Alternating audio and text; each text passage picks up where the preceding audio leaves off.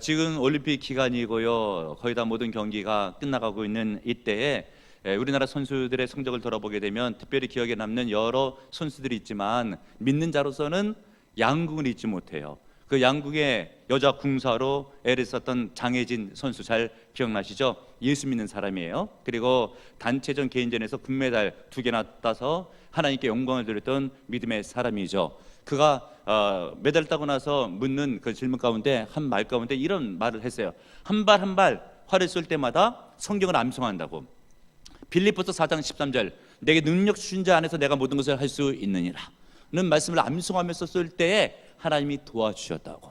그러고 나서 기자가 묻는 질문 가운데 첫 번째 소감을 이야기할 때 모든 영광을 다 하나님께 돌려드린다고 했을 때에 보는 목사로서도 얼마나 감사한 일인지, 또 하나님께 얼마나 영광을 거두시는지, 그리고 그런 모든 일들이 다 세계에 전파됐을 때에 정 믿음의 사람들이 하나님의 영광을 위해서 애쓰고 있구나라고 하는 것을 볼 때에 그래도 소망이 있다고 하는 생각이 듭니다. 그런데 이분이 지금 이렇게 빛을 발하고 있지만 과거의 삶을 보게 되면 광야 같은 시절도 있었어요. 말씀드리지만 2012년도에 런던 올림픽 때에 우리나라의 그 올림픽 선수로 이렇게 선발되는 선발권을 따는 것이 굉장히 어렵대요. 특별히 양궁 분야에 있어서. 그래서 그때 4년 전에는 탈락해가지고 런던에 가지도 못했어요. 동료들이 게임을 할 때 한국에 남아서 자기 집에서 TV 통해서 시청하고 있었다고 하는 것이에요. 얼마나 마음이 안 좋았겠습니까? 그리고 작년 9월만 해도 프레올림픽에 양궁 시합이 있게 됐을 때 후보 선수로 4위로 거기에 참가하게 돼가지고 제대로 자기가 선수로 활동하지를 못했어요. 그리고 나서 양궁장에 들어가면서 본인이 다짐을 했대요. 내가 내년에, 그러니까 2016년도 올해죠, 반드시 선수 자격증을 따가지고 여기 다시 서리라 라고 했고, 결국은 기도하면서 하나님을 의지하게 됐을 때에 2016년도 리우 올림픽에 참석하게 돼서 선수권에 발탁이 되고, 그리고 나서 여러분들 잘 아시는 것처럼 개인전과 단체전 금메달을 획득했었죠. 그런데 가만히 살펴보게 되면 과거 4년 전쯤에 얼마나 쓰라렸겠어요. 광야 같은 인생길을 살아가는 그런 시기 가운데 가슴이 저며오는 아픔 같은 것을 느꼈을 것이고, 누군가가 그런 비슷한 얘기만 꺼내도 눈에 눈물이 왈칵 쏟아질 만한 그런 인생의 시기를 보낸 적이 있습니다. 여러분, 하나님께서 쓰시는 사람, 그리고 크게 들어 쓰시는 사람 가운데 보게 되면 이렇게 인생의 광야를 거치는 경우가 허다하게 많이 있고요. 특별히 믿음의 사람이라고 할 때는 주님께서 그런 훈련을 시키신 뒤에 좋은 것을 채워주시는 것을 깨닫고 믿는 여러분들 되시기를 바랍니다.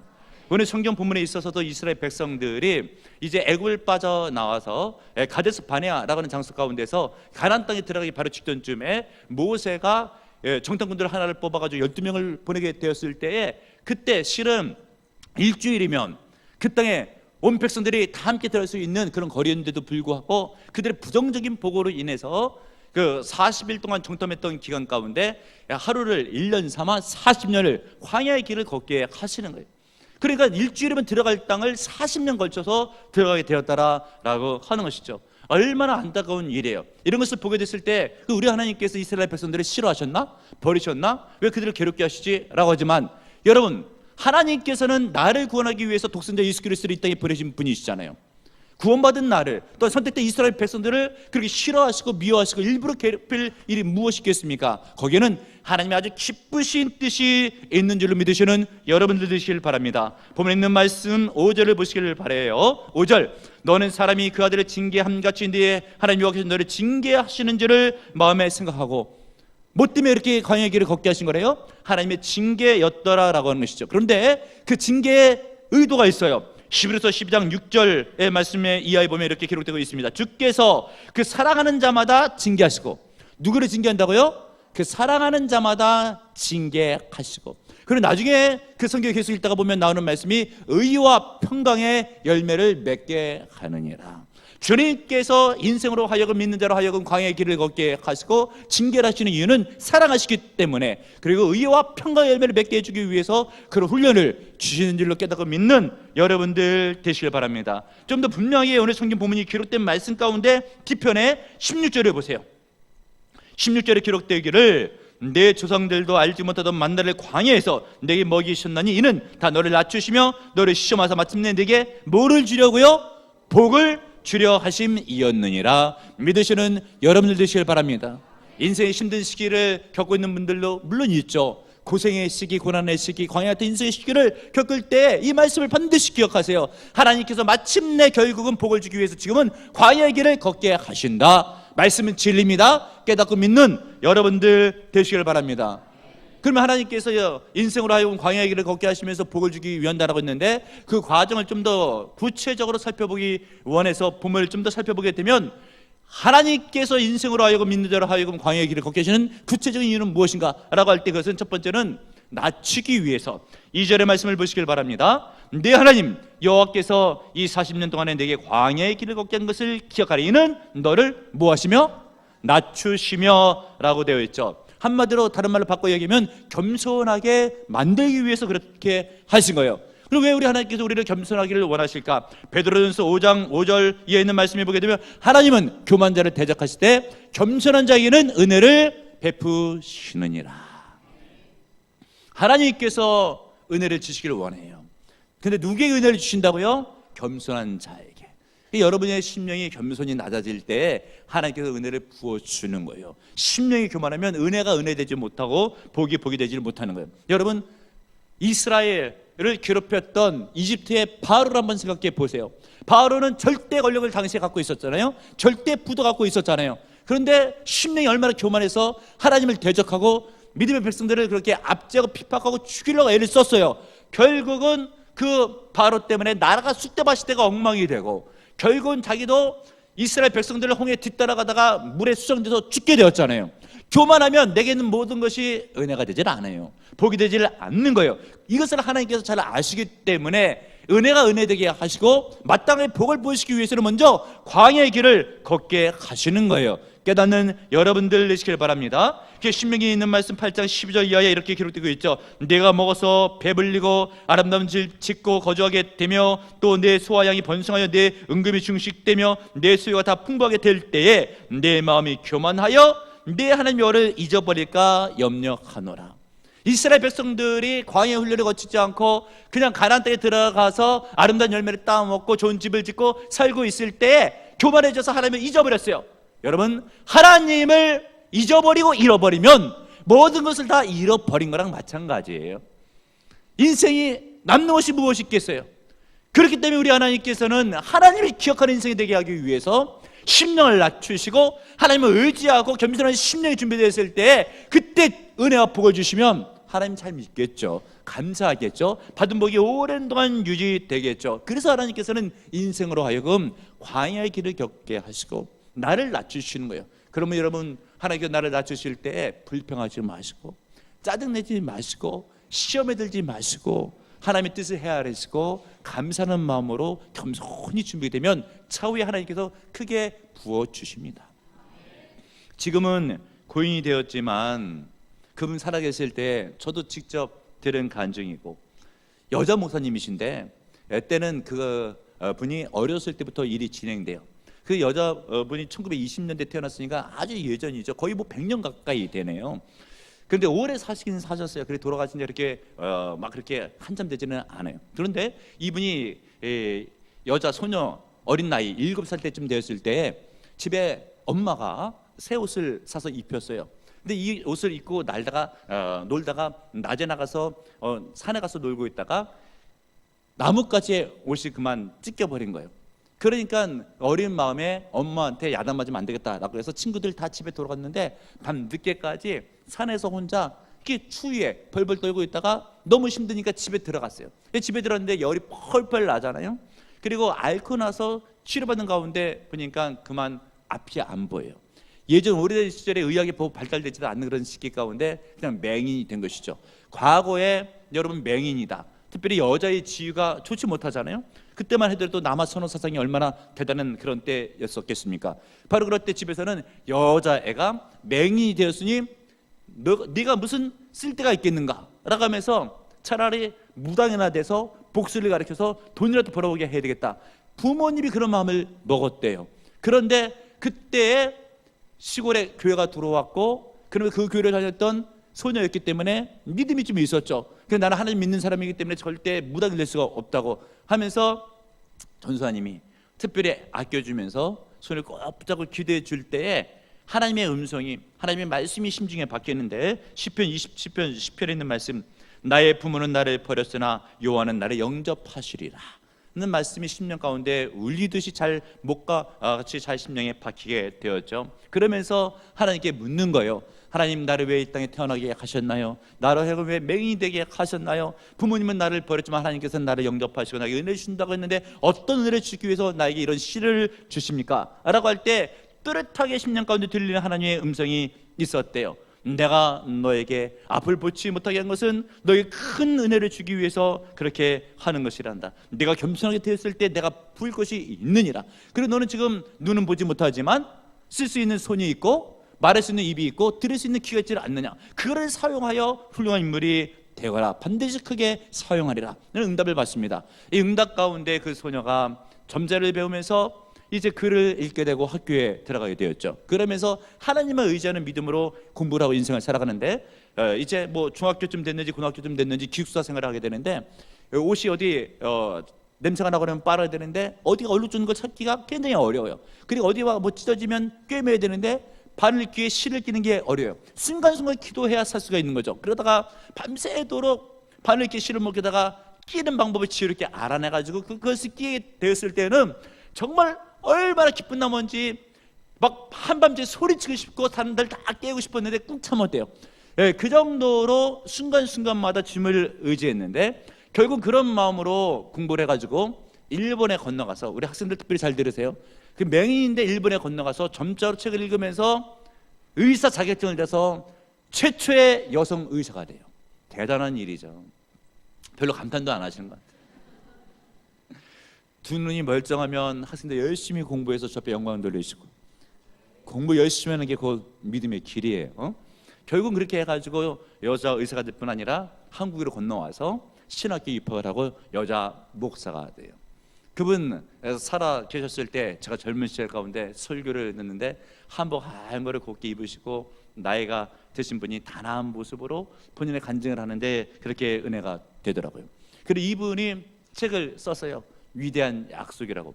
1986년도에 발간된 책인데 이 책이 7개 국어로 번역돼 가지고 세계 많은 사람들이 은혜를 받아요.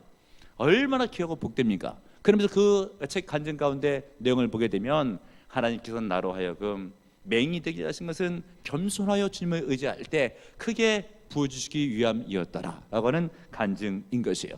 여러분, 우리가 인생을 살다 보면 예수 믿는데 나한테 왜 이렇게 힘든 일이 있지? 이런 생각이 들 때가 있고 이해가 잘 안 될 때가 있지만은 우리 성경 본문에 있는 말씀이 뭐예요? 하나님께서 너로 하여금 광야의 길을 걷게 하신 것은 너로 하여금 낮추시기 위함이다. 그리고 그렇게 겸손하게 낮춰질 때 하나님께서 예비된 복을 부어주시면 그것을 감당할 수 있기 때문에 우리의 인생의 힘든 시기 가운데 반드시 이 말씀을 마음속에 둬야 됩니다. 광야의 길을 걷게 하신 하나님은 나를 사랑하심으로 나를 준비시켜 주시고 나를 훈련시켜 주시고 반드시 그에 쓰기 위한 하나님의 섭리에 있음을 믿으시는 여러분들 되시길 바랍니다. 또 한 가지 더, 하나님께서 왜 믿는 사람을 하여금 광야의 길을 걷게 하시는가? 그것은 하나님의 말씀을 순종하는가 아닌가를 알아보기 위해서. 여러분 2절에 있는 말씀 하반절을 보시길 바랍니다. 너를 시험하사 내 마음이 어떠한지 그 명령을 지키는지 지키지 않는지 알게 하신이니라. 하나님의 테스트예요. 힘들고 어려울 때 믿음을 저버린지 아니면 말씀을 순종하는지. 목회를 하다가 보면은 보통 저는 잘하는데 힘들면은 순종을 안 해.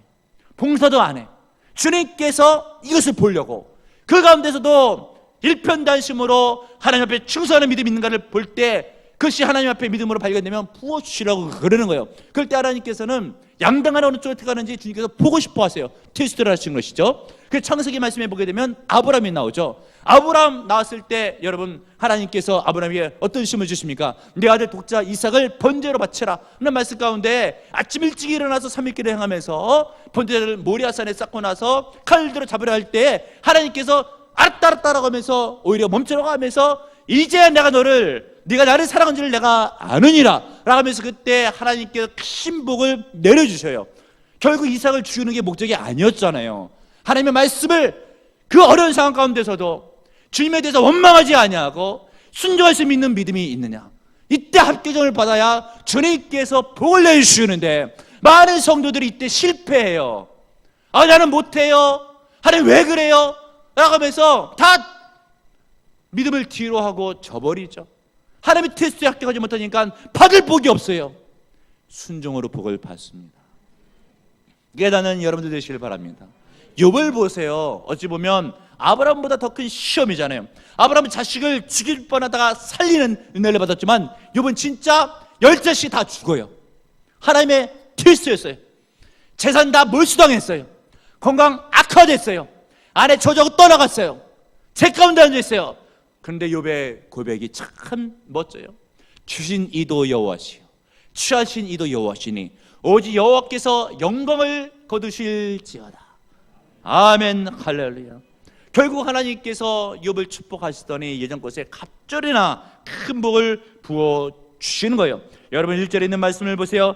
내가 오늘 명하는 모든 명령을 너희는 지켜 행하라. 그러면 너희가 살고 번성하고 여호와께서 너희의 조상에게 맹세하신 땅에 들어가서 그것을 차지하리라. 주님께서 말씀을 지켜 행하는지 안 행하는지를 보기 위해서 그렇게 하는 거예요. 그러므로 여러분 특별히 광야의 길을 걷게 하실 때에 내 인생 가운데 힘든 일이 생길 때에 고난의 인생길, 고생의 인생길이 있을 때 또한 가정적으로, 생업적으로, 또한 경제적으로, 아니면 건강적으로, 아니면 인간사회, 아니면 관계에 있어서 어떤 얽혀지는 힘든 문제가 발생할 때 바로 그때 주님께서는 그때 내가 말씀에 순종하는지 여부를 파악하신다라고 하는 거예요. 이때 힘들다, 안 된다, 죽겠다, 못하겠다 해서는 인정받지를 못해요. 이럴 때 주님께서 예배를 말씀하시면 예배에 순종하고, 기도를 말씀하시면 기도에 순종하고, 봉사를 말씀하시면 봉사에 순종하게 될 때 하나님의 말씀에 순종하면 주님께서 그것을 보시고 이제야 내가 알았도다. 내가 내 말에 순종하니 내가 이제 내게 복을 주리라. 그러면은 가정의 인생의 역사가 일어나게 되어 있는 거죠. 말씀을 지키려고 하나님 살아계시고 말씀대로 행하십니다. 깨닫는 여러분들 되시고 늘 승리하시는 은혜 있길 바라요.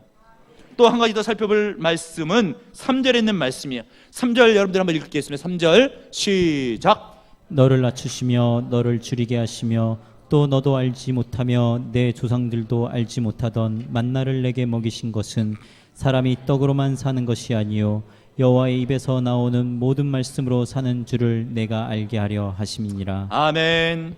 여러분 중요한 말씀이 나와요. 사람이 떡으로만 살 것이 아니고 무엇을 한대요? 하나님의 입에서 나오는 모든 말씀으로 사느니라. 여러분 믿으시는 은혜가 있길 바라요. 근데 대체적으로 이런 믿음은 우리가 잘 생각지도 않고 생각해봤자 여러분들의 믿음이 그렇게 잘 반응을 못할 수도 있어요. 왜냐하면 대체적으로 내가 열심히 일해서 먹고 사는 줄 알고 생업이 있어서 또 직업이 있어서 먹고 사는 줄 아는데 실은 그게 아니에요. 공중에 나는 새들이 무슨 직업이 있어요? 하나님께서 먹여주시잖아요. 이것을 깨닫는 은혜가 있어지게 돼요. 광야에 뭐가 있어요 여러분? 광야에서 낮에는 이렇게 햇볕이 내리쬐어서 정말 불볕 더위죠. 밤에는 그렇게 추위가 몰아치죠. 농사 안 돼요. 목축 안 됩니다. 근데 어떻게 먹고 살아요? 하나님께서 때를 따라 만나를 내려주시고 반석에서 생수가 나오게 하여 주심으로 그들을 먹이시는 거예요. 그래서 우리 하나님께서 살아계시고 나를 살아계시니 내가 먹고 산다. 하나님만 믿고 의지하면 승리할 수 있다. 요즘도 마찬가지예요 여러분. 내가 뭔가 해보려고 해서 내심을 한 것 같아도 주님께서 건강을 빼앗아 가시면 될 일이 없어요. 이걸 훈련시키시는 거예요. 하나님만 의지할 때에, 하나님만 바라볼 때에 주님께서 먹여주시고 입혀주시고 살펴주시고 도와주시는 그런 역사가 일어난다. 깨닫는 여러분들 되시기를 바랍니다. 그래서 우리는 주님 앞에 결단해야 돼요. 고백해야 돼요. 주님만 의지합니다. 주님만 믿습니다. 죽게 기도하면 주님께 도와주시기를 믿습니다. 특별히 고난의 시기 가운데, 힘든 인생의 여정 가운데 이런 믿음이 있어져야 돼요. 내 힘으로 해도 안 됐는데 계속해서 자기 힘으로 하고 하나님 의지하지 않고 내가 예수를 10년 20년 믿는데 안 되는 것이 역사 일어나지 않는데 해서는 무엇하는가라고 하고 있지만 언제 제대로 해봤어요? 한 번도만 작정에다가 기도가 안 되면 그만두고 그러면서 해도 안 된다고 이야기를 하고 이스라엘 백성들은 40년을 훈련받았는데 얼마나 훈련받은 거예요? 주님께서 훈련시키는 기간, 여러분이 생각하는 기간보다 길 수도 있어요. 그리고 여러분의 마음과 믿음은 됐다 하지만 주님께서 보실 때는 아니다 할 때가 있어요. 그러면 주님의 기간에 주님 보실 때 인정하는 믿음이 있어야죠.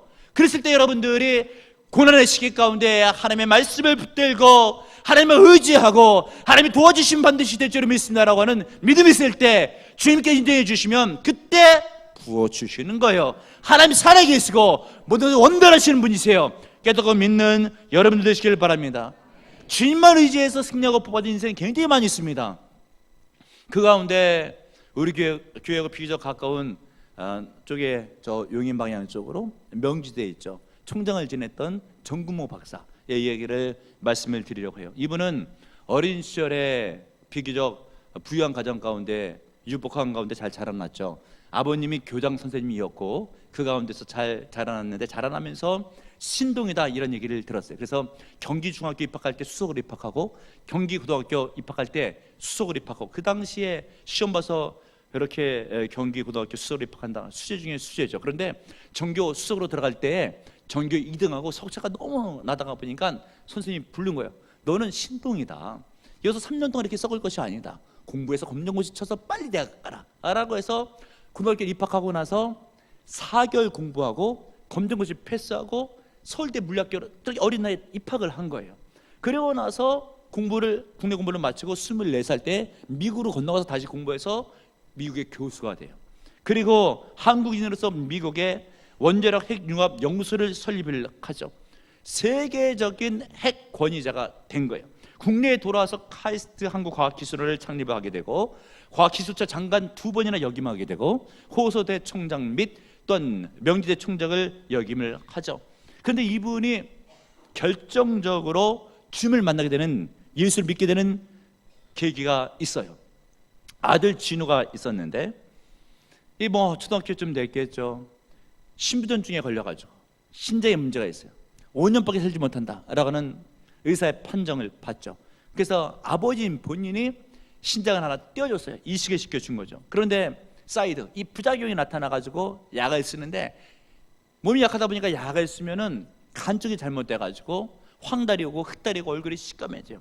약을 안 쓰면 거부 반응에 문제가 발생하고 이때 하나님을 찾아요. 하나님 살아계시면 도와달라고 교회 나오면서 기도해서 응답받고 기적적으로 그 아이가 신장이 이제 고침을 받죠. 그런데 문제는 여기서 끝이 아니에요. 몇 년 동안 병치를 하다 보니까 학교로 돌아가서 진우가 학교생활 적응을 못하는 거예요. 공부도 못하고 아이들하고 잘 지내지를 못해요. 한 번은 자살 시도까지 해요. 그러다 보니까 아버지인 정근모 박사 입장에서 볼 때에 문제 중에 문제죠. 하나님 나에게 왜 이런 고난과 시련을 주십니까? 라고 하면서 진우를 회복시켜 주시든지 아니면 감당할 수 있는 믿음을 주시든지 양당 간에 하나를 해결해 달라고 하면서 울며 불며 기도할 때 주일날 전년 예배 마치고 개인 기도할 때 하나님께서 그 기록에 의하면 이렇게 응답을 하셨다고 하는 거예요. 잘 들어보세요. 나는 그날 밤 전년 예배를 드리는 중에 눈물이 터지는 경험을 하게 되었다. 그리고 나는 그때 너무나도 분명한 크고 확실한 하나님의 음성을 들었다.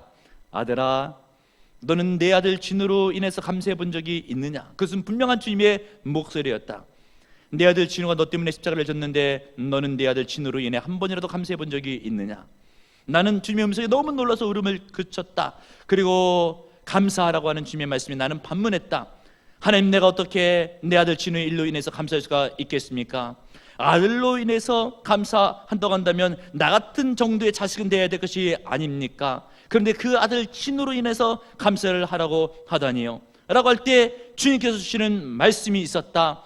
아들 진우로 인해서 네가 기도를 배우게 되었고 아들 진우로 인해서 네가 하나님을 영접하게 되었고 구원을 받게 되었으니 감사해야 될 것이 아니냐.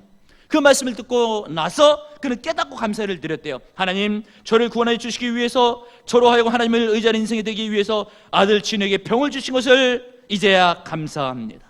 제가 진노로 인해서 하나님 알게 되었고 주님을 의지하게 되었으니 우리 가정이 구원받게 되었으니 주님 만만 감사합니다. 진노가 아니었다고 한다면 저는 하나님을 몰랐을 것입니다. 영생도 몰랐을 것입니다. 기도도 몰랐을 것입니다. 그러나 진노로 인하여 하나님께 나올 수 있는 은혜를 주셨으니 정말로 감사드립니다 라고 고백을 했다고 하는 것이에요. 유사하게 우리가 인생을 살면서 자녀의 일로 예수를 믿으면서 나는 왜 이렇게 힘든 일을 겪어야만 하는가? 어떤 때는 생업의 일로 내가 예수를 믿으면서 어떻게 이렇게 생업에 힘든 일을 겪어야만 하는가? 라고 할 때 주님의 뜻이 있어요. 주님만 의지하는 인생이 되게 하기 위하여. 그런데 왜 아직도 주님을 안 의지해요? 어떻게 하라는 거예요? 고생하시면서 하나님의 뜻을 헤아리셔야죠. 말씀을 듣고 순종하셔야죠. 주의 종의 권면에 아멘 하셔야죠.